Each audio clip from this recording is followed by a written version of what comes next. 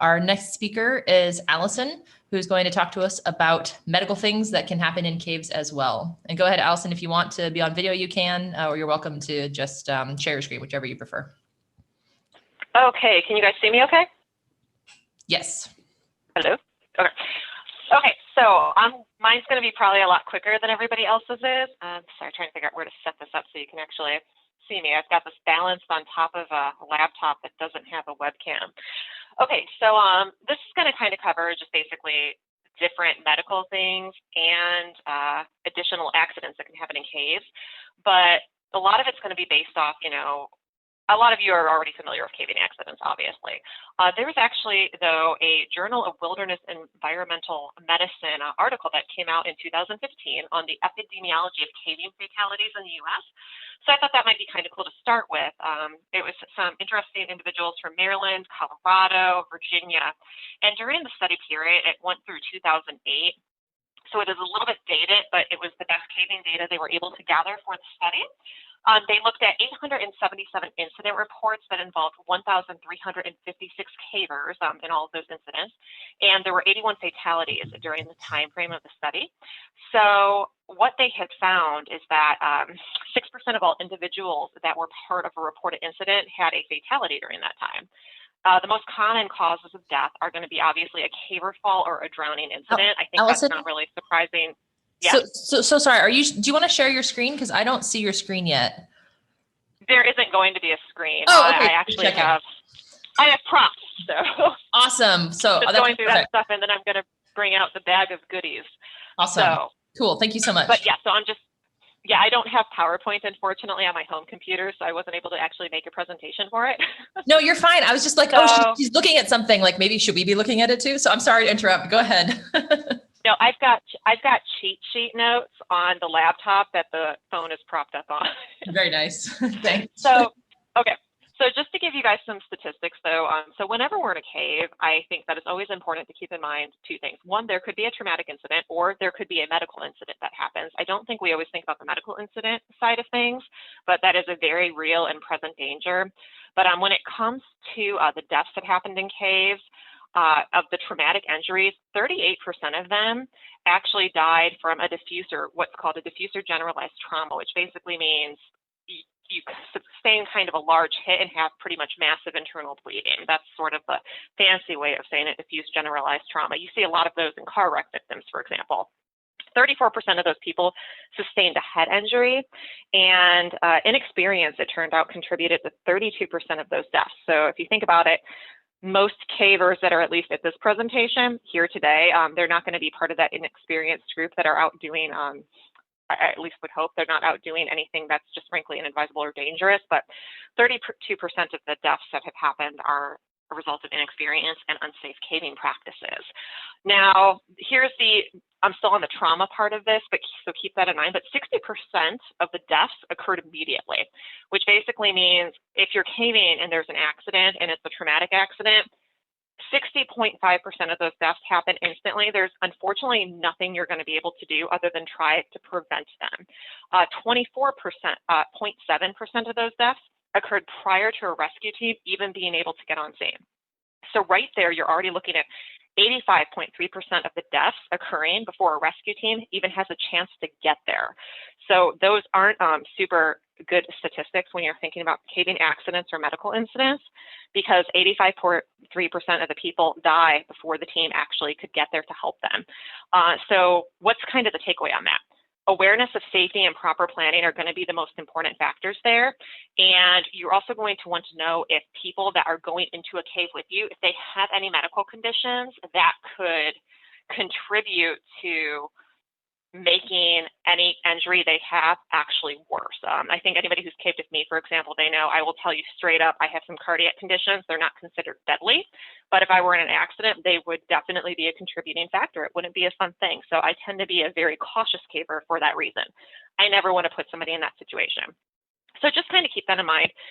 85.3% of deaths happen very, very quickly in a cave. So it is very important to make sure that you not only go into a cave to start with, with proper procedures, but also for that 24.7% of deaths that don't happen immediately after an accident or an incident and happen before the rescue team gets there, all of the treatment of that person, your friend, the person you're caving with, is going to be on you, whoever is left with that person. You don't have time to leave the cave and get back out of it with some gear. So you should always be going into a cave with at least one person who has a decent amount of medical gear, just in case something bad happens, because you want to be able to help any individual that you can to get out of the cave safely if they do suffer any type of trauma or medical related incident. So I'm going to get to my bag of goodies momentarily. But cardiac disease, that's actually something else that happened in caves a decent amount. Actually, 11% of the deaths in caves were cardiac related. So I did just kind of want to give everybody a reminder, because I think cavers tend to be in pretty good shape. And people don't always think about cardiac illness with individuals who, take care of themselves or try to, exercise a lot.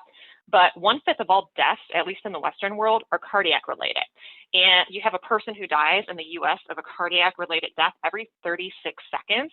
And a huge number of them, they don't actually, they have no warning sign ahead of time. Only 10% of sudden cardiac arrest that happen are ones that medical personnel could actually predict ahead of time. People who've had significant history of, cardiac illness.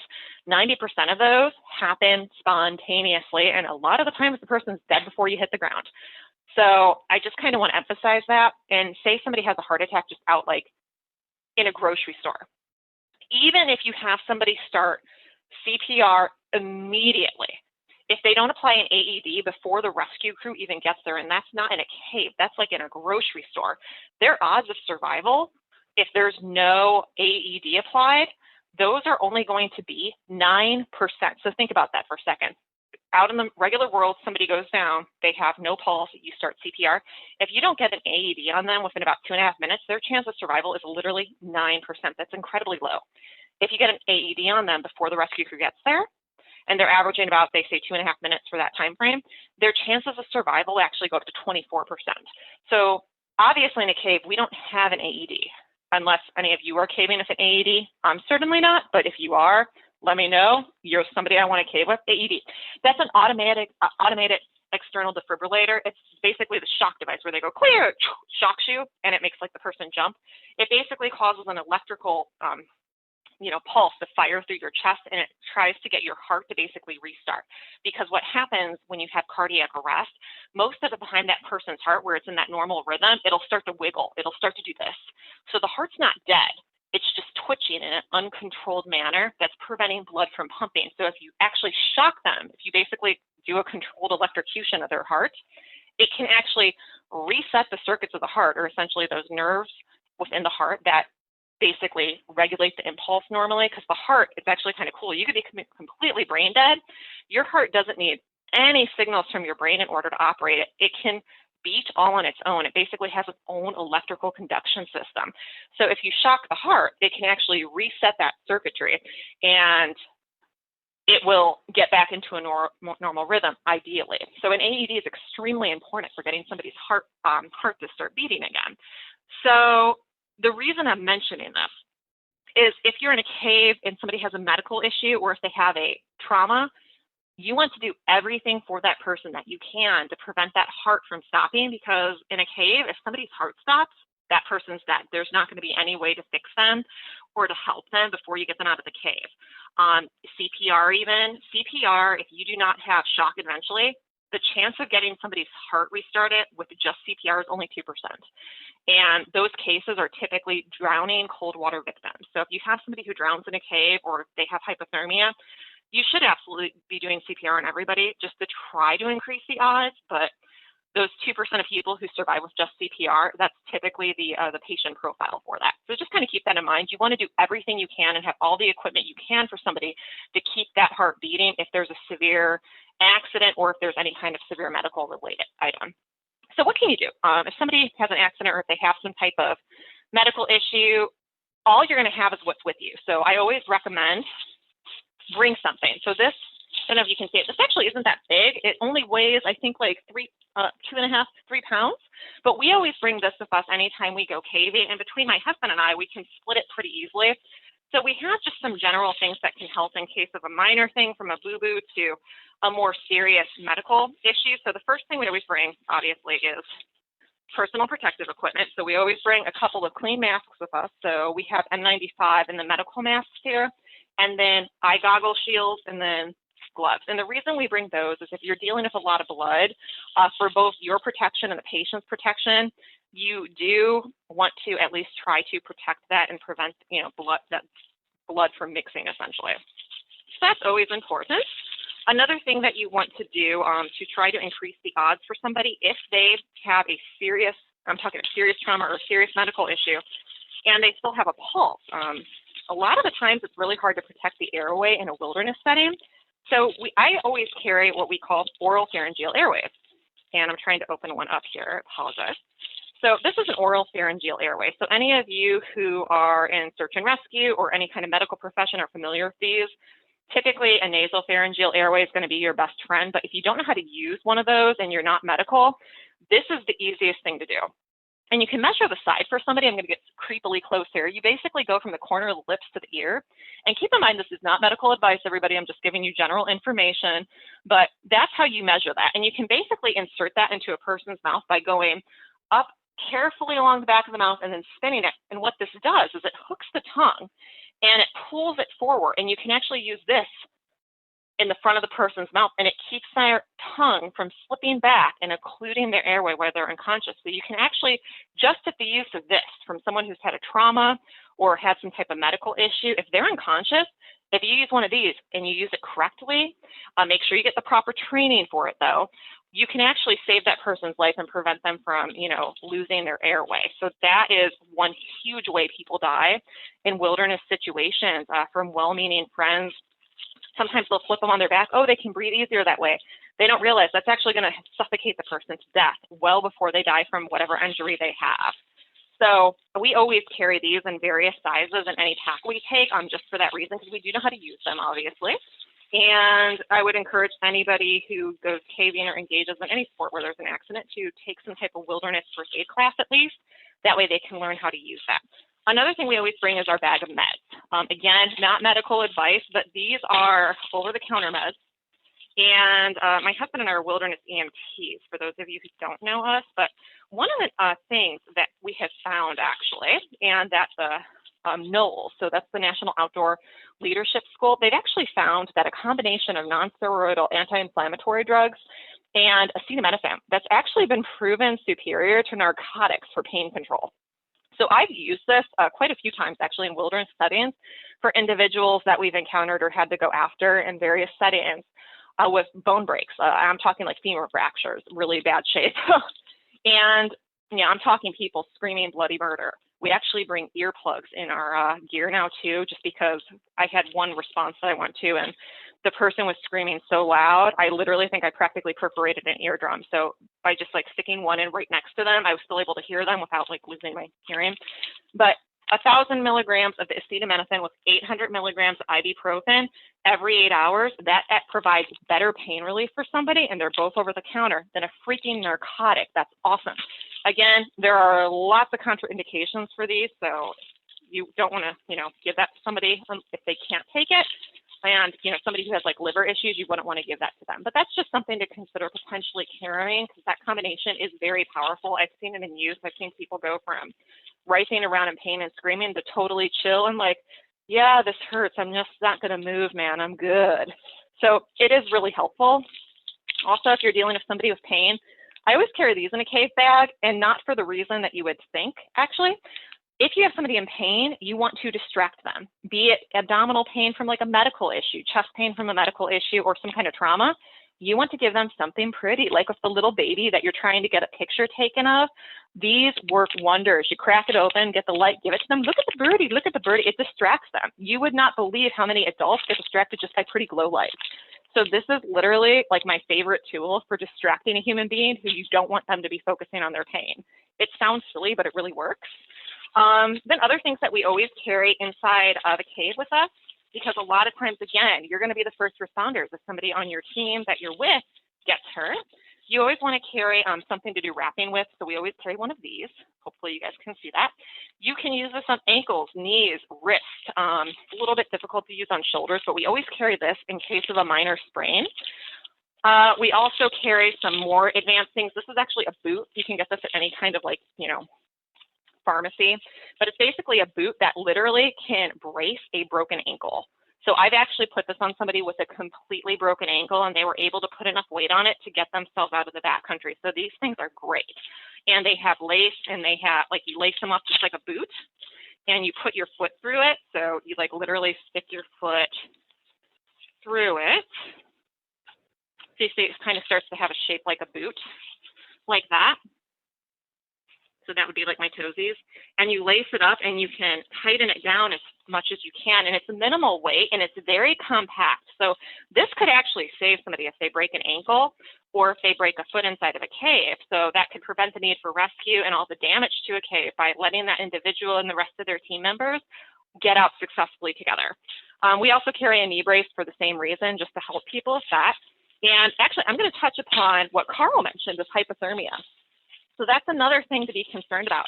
Somebody gets hurt inside of a cave, or if they have a medical issue and they have to lay down for a while, you can actually get hypothermia in a 75 or 80 degree area if you're laying on the ground. Way back in the day when I was a home health aide, I actually went to a client's house, and this was my first experience with hypothermia actually. I went to a client's house and she didn't answer. So I walked around back to like peer through her window to see if she was okay. I found her lying in the kitchen. She died actually less than 24 hours later from complications from severe hypothermia. And she had just been laying for maybe an hour on her kitchen floor, and it was the middle of summer. So people can get severe hypothermia from not very long. It takes as little as 10 minutes in some cases, depending upon their overall health, if they have any circulatory issues and where they're at, what they're dressed like. So somebody on the ground inside of a cave, it's very important to keep them insulated from the ground. So carry like a foam pad, for example. We actually have one of these in our cave pack, not the full thing, but we call it an ass pad, and we just basically cut it so that if we ever had to put somebody down or if I want to sit in a cave, I can actually just basically sit on that. Andy has one and I have one, but you could literally use that. If everybody in your group carried one, it acts as a nice natural back for your cave pack or the bottom to cushion things, negligible weight, and you could all stick it under a patient and it will insulate them from the ground. Yes, I can send you the emergency kit if you would like. Also, obviously, CPR face mask for breathing. Again, you can keep somebody breathing with artificial respirations for a very long time. You will get a headache if it's just you doing it, but you can do it for a very long time and keep their pulse going. But once you lose that pulse, if you don't have an AED nearby, you're looking at a really bad day. Another thing in terms of that hypothermia protection, we always carry heat packs. These things are great. These are actually the kind Devin introduced us to because they last freaking forever. But you can get them from Walmart for super cheap. I think it was like $15 for like 30 of them or something. But you crack them open and you can put them in certain spots. Like you can put them here in the armpits, under the armpits for the person, or along their torso or near their heart. You want to keep that body, you want to keep their internal organs as warm as possible. And these packs are really good for that if you were to have an incident. And last but not least, we always carry carry like a little plastic, kind of poncho, because a poncho, if you put that on somebody or over, it acts as a blanket. You carry a heat shield, like one of those little silver heat shields, and then we also carry triangular bandages. So that's our pretty much like general caving kit we take. It's not very big, it's pretty lightweight, and if you split that between several people, that goes a long way towards helping someone if there's any type of medical issue. If you do wind up having any kind of medical issue, there's also some other things you can take depending upon who you're caving with. So for example, or even like anything in the wilderness, for example, we backpack with somebody who's diabetic. So whenever we backpack with them, I carry pixie sticks, and I also sometimes carry soy sauce. And the reason we carry those is if you have anybody who gets hypoglycemic, you can give them pixie sticks, and that's like an instant sugar rush to deal with the medical emergency that they're currently having, as long as they're able to actually swallow and don't give food or to anybody who's unconscious, guys, only if they're awake enough to eat it themselves. But if you give it to them, it brings their blood sugar back up. and then long enough for them to eat something. And the soy sauce, that's really good if you're in a cave that's hot. If somebody isn't drinking or eating, or if they're drinking a lot but they're not eating enough, they can get what's called hyponatremia. It's where their salt levels and their electrolyte levels drop way too quickly. And if that happens, you're in for a really bad day. You'll see the person start to get nauseous, kind of start to act a little weird, maybe a little bit of an altered mental status if it's really severe. And I won't gross you out of what begins to happen next to the person, but if someone starts to act like that, give them some soy sauce. Like, no joke, that'll snap them right out of it. It increases their electrolyte levels. It gets that sodium in there. Do not get the sodium-free soy sauce. Somebody tried that backpacking once and I laughed so hard because that totally negates the purpose of it. But that is actually a really good way to help someone. And hey, Devin, how much time do I have? We just ran out of time. Okay. I will save any trauma treatment for any type of blood loss for a different time then. So yeah, there we go.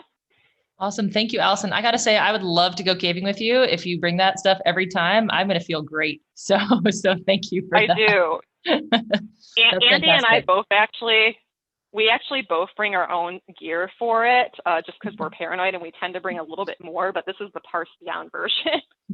That's awesome. All right, cool. Well, we will have more time for questions if Alison's still on at the end of the call, but for now, we're going to go ahead and move forward.